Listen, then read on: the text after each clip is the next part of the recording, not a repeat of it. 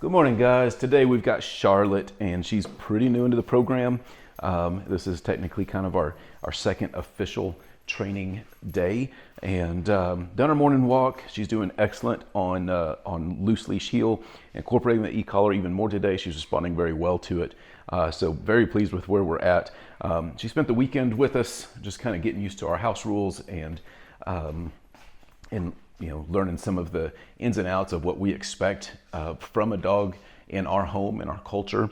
And so today, as we're working on the next step, it's going to be place. So place is going to be an object that has clearly defined boundaries. Slightly elevated is preferable, and she's a very brave dog, so she has no problem jumping up on things.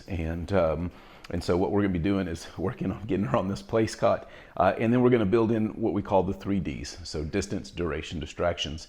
Duration is just this. Like, I haven't told her to do it, so we'll bring her off of it real quick. Come here, Charlotte. Good girl. Place. Place. Yes, good. Mark it with yes. Marker words are very important because that's going to let her know that she's right where we want her to be. So she goes on place, put her into a sit, and then we got duration. So duration is just time on place, or time and sit, or time and down. She'll do a down for us. Good, yes, good girl, good down. And just getting her to hold.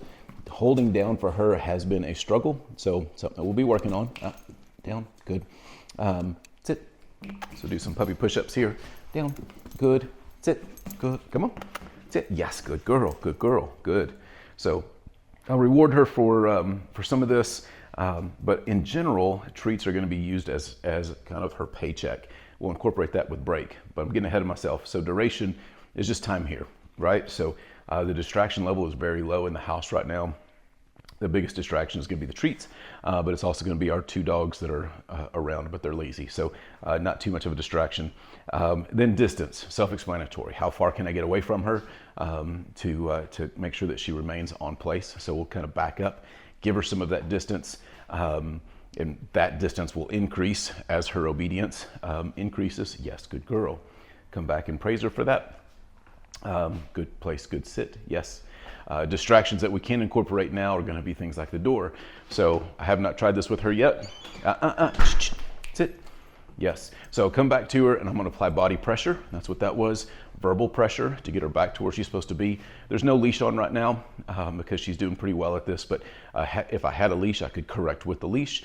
But I'm not using the e-collar for pressure with this right now. Anytime I add a new command, I'm not going to reinforce that with the e-collar because I think that sends mixed signals a lot of times. So right now we're just working on getting her solid on what the command is and what the expectation is. So we'll do this again. Close it. Yes, good girl. So she overcame that distraction beautifully. We can gradually kind of build that up to where I'll open the door. Good girl. Place. Sit. Good. Go out the door. Come in the door. Good. Break. Yes, good girl. So break is the reward. I'm going to praise her. I'm going to give her a treat. Going to love on her a lot because my goal is to get her off of being treat motivated or obedient with just treats. Okay. So while I'm using it right now because we're early into this, as it progresses, I'll quit using treats altogether in most cases. So good girl. So we'll bring her off of this. We'll try it again. Add a girl. All right, Charlotte, we can kind of practice a thing called casting where I can get further away from the object. No, ma'am. Place. Yes, good. She was already headed over there, so she's a very smart dog. Sit. Good girl. Good place. Good sit. In most cases, I'll come up to it and I'll kind of put my hand over it, or I might tap on it and tell her to place on that surface. So if we go outside and we're using park benches or different objects at different stores or whatever, then I might pat my hand up there, get her to jump up there. Loading up in a car, for instance, is a good example of a place command. But good girl, good place, good sit. Yes. Good. So we'll get some distance here. I'm gonna walk to the other side of the room. Gonna go around the couch where I'm a little bit out of sight. Sit.